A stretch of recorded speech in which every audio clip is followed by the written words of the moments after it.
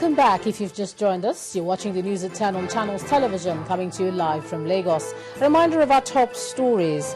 Former Governor of Edo State, Olusegun Agagu, is buried at his hometown in Okitipupa local government area of the state. Nigeria's Civil Aviation Authority confirms that the ill-fated plane carrying the former governor's body had been certified fit to fly. Edo State Governor Adams Oshomole accuses the NNPC of shortchanging the Federation account, and bad weather forces postponement of search for hundreds of African migrants still missing after a boat mishap.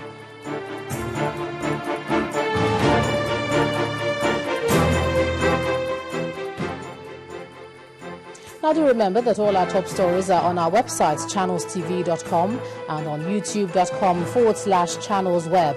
To get us on the go, log on to m.channelstv.com to view us live on an iPad, iPhone or BlackBerry, and you can also download the Channels TV app for Android and Nokia 920 from their respective stores.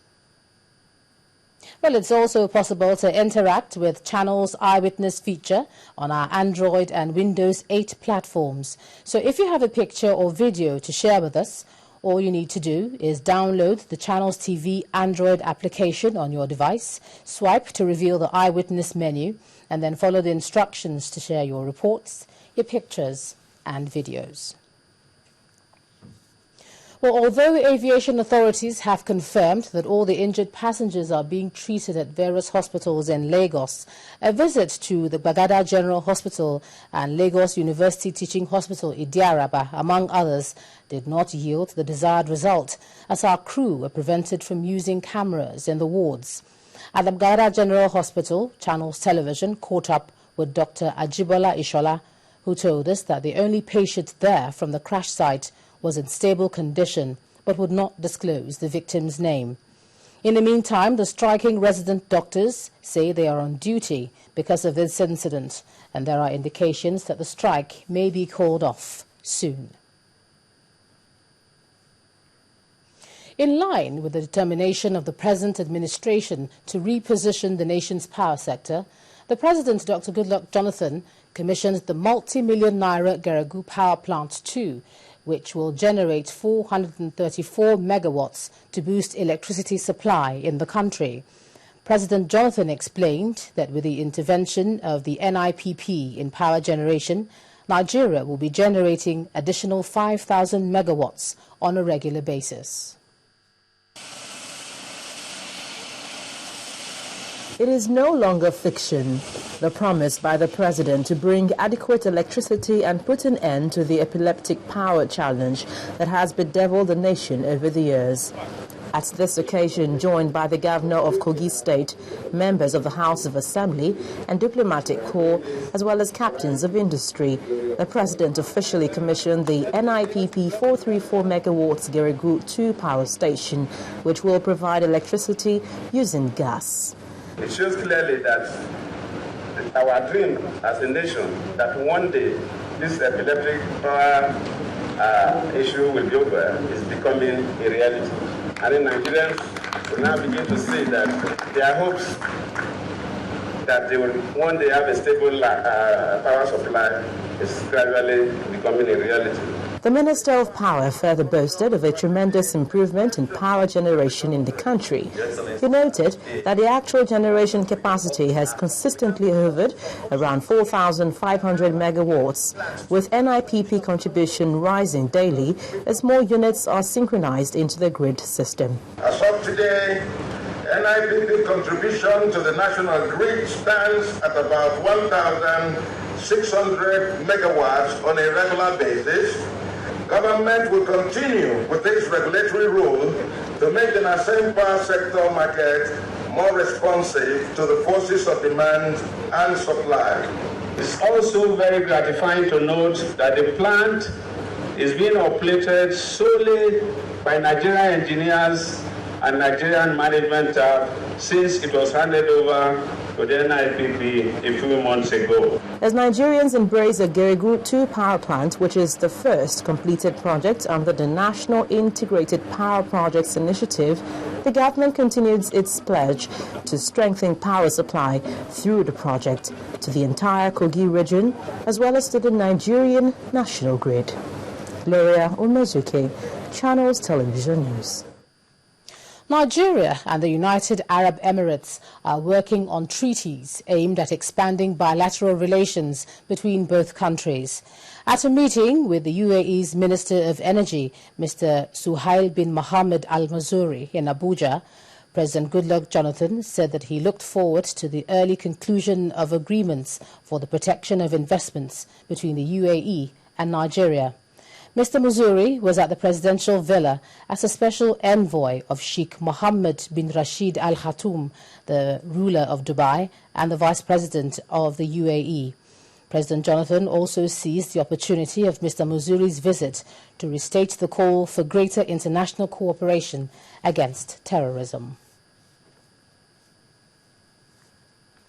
In other stories, the Edo State Governor Adams Oshomole is questioning the state of the federal government's account, saying he suspects that the government is broke. The governor's concerns are based on the alleged inability of the federal government to release allocations due to the state, which, according to him, is happening for the first time since 1999. Interaction between the executive arm of government and the media is fast becoming the norm and a very easy way of reaching out to the populace. Before now, the popular one is the presidential media chat, but it seems to be replicated by the state governors. With us in the studio from Channels Television, Peter Okonkwo. The latest being the Edo State governor, who spoke to journalists in Benin City, the state capital.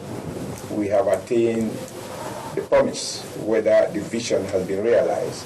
The governor began by speaking on the challenges in running the state in the south-south region of Nigeria.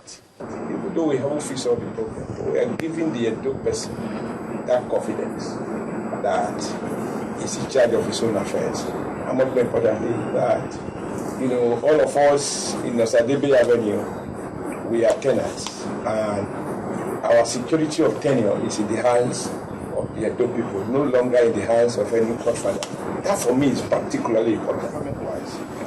But more importantly is the financial state of the country, and the take of the governor on it is that Nigeria has not done well at all. The governor continually lashed out at the Nigerian National Petroleum Corporation, the NNPC, for not paying into the Federation account a sum of 2.3 trillion naira. I don't know if the federal government is broke, because I'm not in their treasury. But I know that a serious crisis that is unprecedented in the history of this country. That for the first time since 1999, the federal government is unable to fund the Federation account. He also talked about reports on the theft of barrels of crude oil. The explanation by NNPC is completely watery.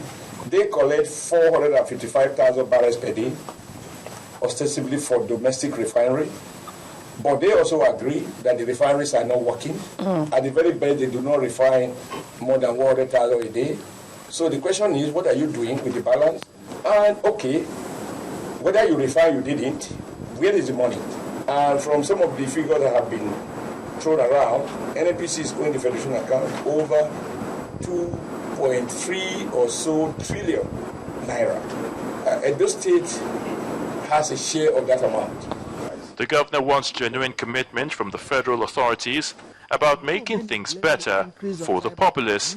And one major way of showing this is by providing for the states to enable the governors run their business. With the dry season, you go to have Ayotunde Balogun, Channels Television News. The federal government has been advised to ensure that issues that will pose a threat to the stability and security of Nigeria should not be entertained during the proposed national conference. This is one of the resolutions reached by the InterParty Advisory Council after its third executive meeting in Abuja. The chairman of the council noted that the dialogue will help address challenges confronting the nation and asked all political parties in the country to support the initiative. Various calls and then discussions were being made but not properly articulated nor executed. Not implemented. Not yet executed or implemented in the team. So in this case, it's a different ball game entirely. We all are suffering from insecurity. A lot of our children and brothers and sisters are still at home. Most of the political parties have been pauperized to a point of no return that they cannot even perform as a political party. And at the same time, the populists are complaining that there's no food on their table. So therefore, it becomes very, very important that this particular dialogue and discussion must work. We must be able to speak our minds so that we can be able to find solution to it. As far as we are concerned, if the political system is not being taken care of, the issue has always been winner-take-all syndrome. One political party win in any direction, he wants to take everything without considering the others. Then at the same time, the deliverables is not being meant to the Nigerian people. These are the issues. When the news at 10 returns, Edo State government repeals controversial pro-abortion law following criticism from religious leaders and traditional rulers. Do join us again.